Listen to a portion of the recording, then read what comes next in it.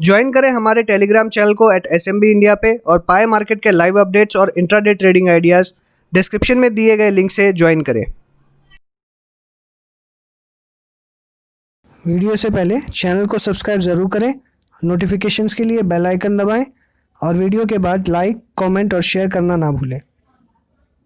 Hello friends, welcome to life advisors. आप सभी का स्वागत है हमारे चैनल पे। आप देखना शुरू कर चुके हैं बैंक निफ्टी की एनालिसिस। अगर आपने निफ्टी की एनालिसिस नहीं देखी है तो डिस्क्रिप्शन बॉक्स में लिंक दी हुई, वहां से आप देख सकते हैं। आशा करता हूं जो नए जुड़ रहे हैं उन्हें पसंद आएगी और जो ऑलरेडी देख रहे हैं उन्हें डेफिनेटली पसंद आ रही होगी, मैं ऐसी आशा कर रहा हूं। तो चलिए बैंक निफ्टी का एनालिसिस शुरू करते हैं। बैंक निफ्टी की अगर क्लोजिंग की बात करें तो 21,679 के ऊपर में ये बंद होते हुए दिखाई दिया है, लेकिन जो बेयरिशनेस है वो अगर आप देखें तो ओपन और हाई इसका, जो कि ऑलरेडी यहाँ पे आप देख सकते हैं, ऊपर के यहाँ पे आप देख सकते हैं कि ओपन और हाई बिल्कुल इसका इक्वल था, जो कि संकेत होता है कोई भी बेयरिशनेस का।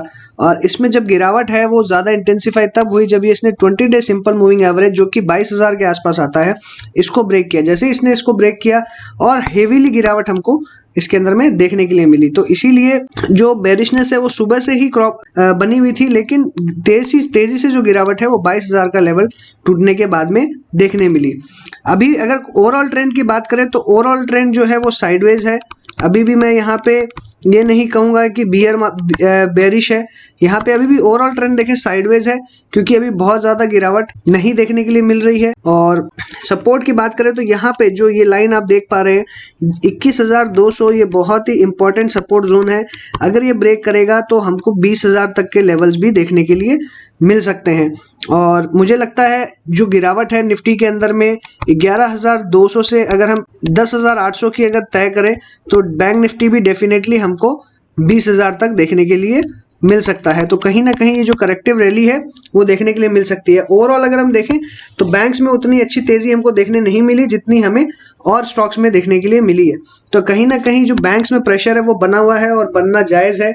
मंडे को कल जो वर्डिक्ट आने वाली है या जो भी इसकी सुनवाई है एजीआर की फिर से कंटिन्यू होती है, कहीं भी अगर वोडाफोन आइडिया के ऊपर प्रेशर बनता हुआ दिखाई देगा तो और तेजी से बैंक निफ्टी में गिरावट देखने के लिए मिल सकती है। तो इसलिए डेफिनेटली हमें 21,200 के बाद में इसे शॉर्ट कर सकते हैं।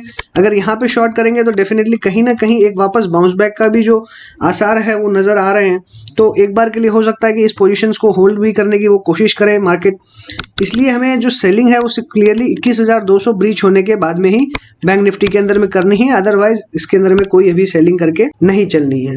एक्सिस बैंक की अगर बात करें तो कहीं ना कहीं यहाँ पे जो वीकनेस है थोड़ी सी दिखाई दे रही है, लेकिन नीचे के लेवल्स पे सपोर्ट भी मिलता हुआ नजर आ रहा है। ओवरऑल ट्रेंड अगर पूरा देखें तो कंटिन्यूसली ये साइडवेज चलते हुए नजर आ रहा है, इसलिए बहुत ज़्यादा वीकनेस हम नहीं कह सकते। अगर हम यहाँ ट्रेंड देखें तो कंप्लीटली साइडवेज है। एक बहुत ही छोटी रेंज 400 से लेकर 440 की रेंज में ये स्टॉक सबसे ज़्यादा ट्रेड करते हुए नजर आ रहा है। तो मुझे यहाँ पे ऐसा लग रहा है कि ये एक्यूमुलेशन ज़्यादा हो रहा है रैदर देन मुझे लगता है इसमें वीकनेस बहुत ज़्यादा और नहीं बनेगी, इसलिए ये अप्रोप्रिएट लेवल है। मुझे लगता है लगभग 400 के लेवल के आसपास अगर ये आता है तो बहुत ही अच्छा बाय बनेगा और इन स्तरों पे अगर बात करें तो भी बाय किया जा सकता है। लेकिन सिंस मार्केट अभी वीक है तो मुझे लगता है कि नीचे के लेवल्स पे अगर एंट्री करने का मौका मिलेगा तो डेफिनेटली 400 के आसपास हम इसे वापस बाय कर सकते हैं। बंधन बैंक की बात करें तो मैंने आपको इसमें पहले ही कहा था, जब 320 के आसपास यहाँ पे इस रेंज में ट्रेड कर रहा था, कि इसके अंदर वीकनेस बन सकती है। 320 के बाद में 280 के आसपास सपोर्ट मिलते हुए नजर आ सकता है। इसने लगभग सारे सपोर्ट तोड़ते हुए हमको देखने के लिए मिल रहा है और कहीं ना कहीं जो वीकनेस है वो भी और ज़्यादा गहराती हुई नज़र आ रही है।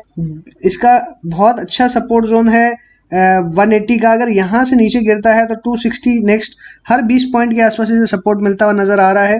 और अगर 260 के नीचे देखें तो लगभग 240, बट 260 बहुत ही ज़्यादा स्ट्रॉन्ग सपोर्ट जोन है। यहाँ से मुझे लगता है डेफिनेटली रिवर्स होता हुआ नजर आ सकता है, इसलिए इस रेंज पे ध्यान दें। 260 के आसपास ये स्टॉक बाय बन सकता है। अगला स्टॉक है बैंक ऑफ बड़ौदा का। बैंक ऑफ बड़ौदा में एक दिन तेजी के बाद में अच्छी खासी गिरावट हमको देखने मिल रही है, 4% की गिरावट देखने मिल रही है। हालांकि वॉल्यूम्स बहुत ज्यादा नहीं देखने के लिए मिल रही है, तो कहीं ना कहीं इसके अंदर में फिर से सपोर्ट बनता हुआ नजर आ रहा है। बट डेफिनेटली अगर ये 45 के नीचे जाता है तो और वीकनेस बन सकती है और आपको 40 रुपए तक के लेवल्स देखने के लिए मिल सकते हैं। लेकिन मुझे लगता है 42 इसका मोस्ट अप्रोप्रिएट टारगेट रहेगा, 42 के नीचे जाता हुआ नजर नहीं आता है। अगला स्टॉक है फेडरल बैंक का। फेडरल बैंक में बात करें तो यहाँ यहाँ पे भी वीकनेस बनती हुई नजर आ रही है। क्लियरली अगर देखें तो ओवरऑल ट्रेंड अभी साइडवेज है, अभी भी इसके अंदर में शॉर्ट करने की राय नहीं है। लेकिन अगर ये 52 के नीचे क्लोज होता है तो मुझे लगता है इसके अंदर में वीकनेस और गहरा सकती है। लगभग 48 तक के टारगेट्स आपको इसके अंदर में देखने के लिए मिल सकते हैं। अगर HDFC बैंक की बात करें तो इसके अंदर में हमारी बाय रिकमेंडेशन थी 1050 के आसपास। 1050 से स्टॉक हमने देखा कि 1077 के आसपास जाता हुआ नजर आया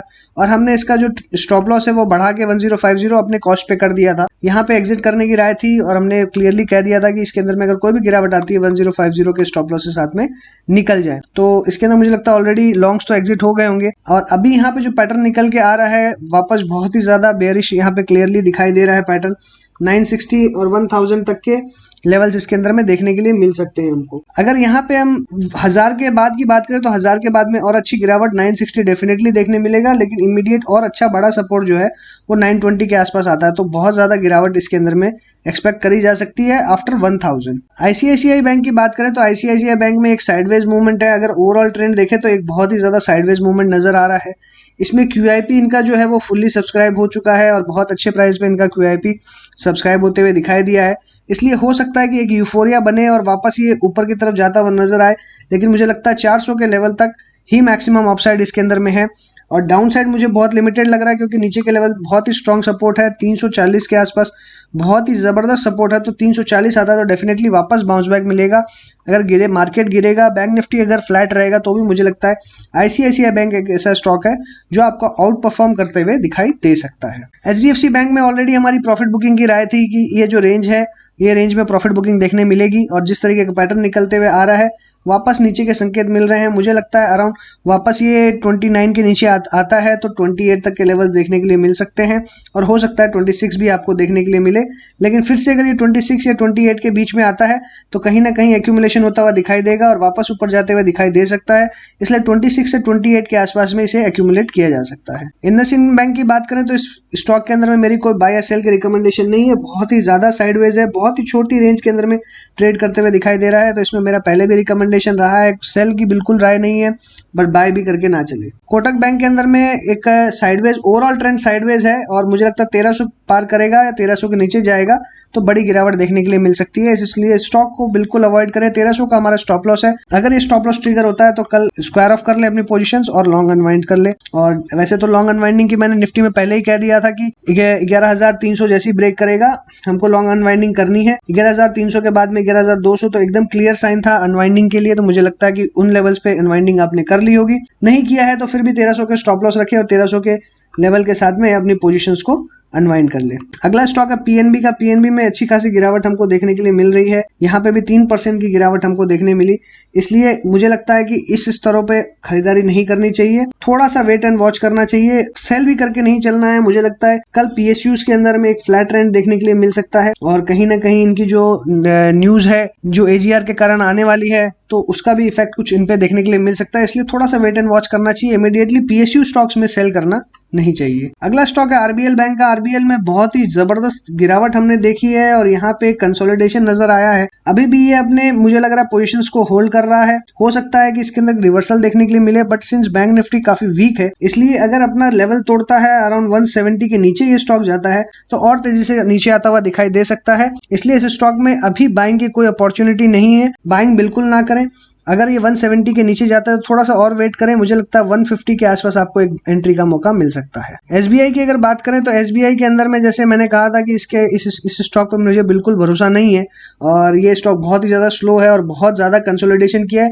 बट एक चीज़ जो मुझे सबसे अच्छी लग रही है इस स्टॉक के बारे में कि इसने अपना जो सपोर्ट है वो बिल्कुल बनाते हुए चल रहा है ये स्टॉक, और हर लेवल्स पे अगर हम देखें तो एक अच्छा ट्रेंड ये बनाते हुए नजर आ रहा है। तो कहीं ना कहीं अपसाइड जो है वो मुझे इसके अंदर में दिख रही है, लेकिन इस स्टॉक पे मुझे थोड़ा सा कम भरोसा है क्योंकि जब भी ये ब्रेकआउट देता है हर बार इस स्टॉक के अंदर में ब्रेकआउट फेल होता है। अभी अगर देखें तो ब्रेकआउट के बाद में 2 दिन कंटिन्यूअसली प्रॉफिट बुकिंग देखने मिल रही है, तो कहीं ना कहीं अगर ये स्टॉक वापस अब की बार 200 पार करता है तो हो सकता है कि आपको फिर से तेजी देखने के लिए मिले।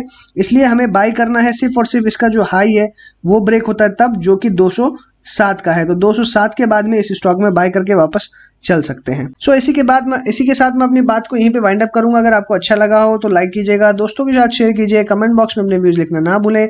चैनल सब्सक्राइब ना किया हो, आप चैनल के लिए नए हैं तो तुरंत सब्सक्राइब कर दें। टेलीग्राम चैनल ज्वाइन नहीं किया तो डिस्क्रिप्शन बॉक्स में लिंक दी है, वहां से आप ज्वाइन कर सकते हैं। So thanks for watching the video. Happy trading and investing.